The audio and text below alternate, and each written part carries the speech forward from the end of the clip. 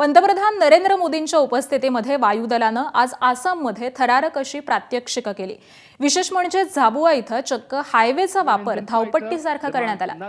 खुद्द पंतप्रधानांचं C-17 globe master हे विमान हायवेवरील धावपट्टीवरती उतरलं आणि त्यामुळे भारतानं आणि वायुदलानं तयार केलेल्या या इमर्जन्सी लँडिंग फॅसिलिटीच्या गुणवत्तेवरती शिक्कामोर्तब झालंय। पंतप्रधानांच्या विमानासह सुखोई, राफेल, MiG-29 या लढाऊ विमानांची या प्रात्यक्षिकामध्ये सहभाग घेतलेला आहे आणि त्यानंतर भारताच्या वायुदलाच्या हेलिकॉप्टर्सनं देखील थरारक अशी प्रात्यक्षिकं सादर केली आहेत।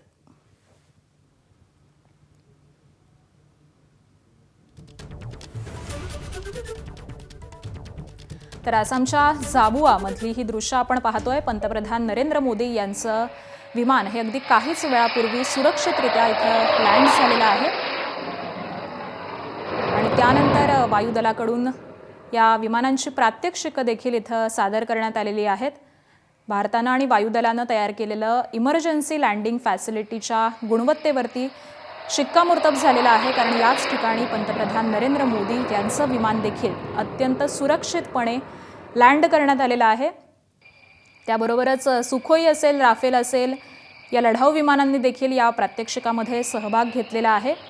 भारताच्या वायुदलाच्या हेलिकॉप्टर्सनं देखील थरारक अशी प्रात्यक्षिकं या ठिकाणी सादर केलेली आहेत आणि या संपूर्ण कार्यक्रमावेळी पंतप्रधान नरेंद्र मोदी हे आसाममध्ये आज उपस्थित आहेत आणि तीच दृश्य आपण पाहतोय।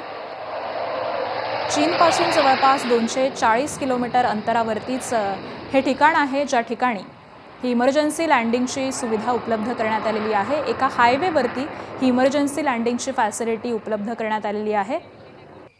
आसाममधलं झाबुआ हे ठिकाण आहे आणि याच ठिकाणी सध्या ही प्रात्यक्षिकं करण्यात येत आहेत।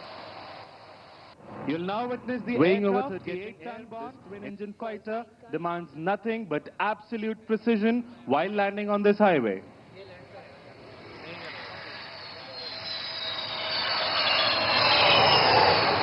And touchdown!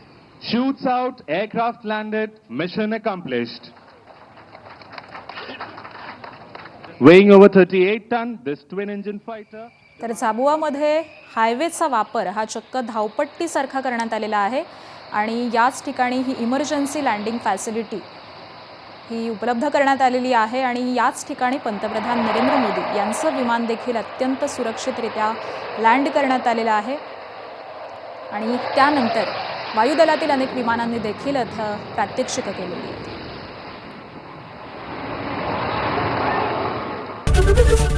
एबीपी माझा, उघडा डोळे बघा नीट।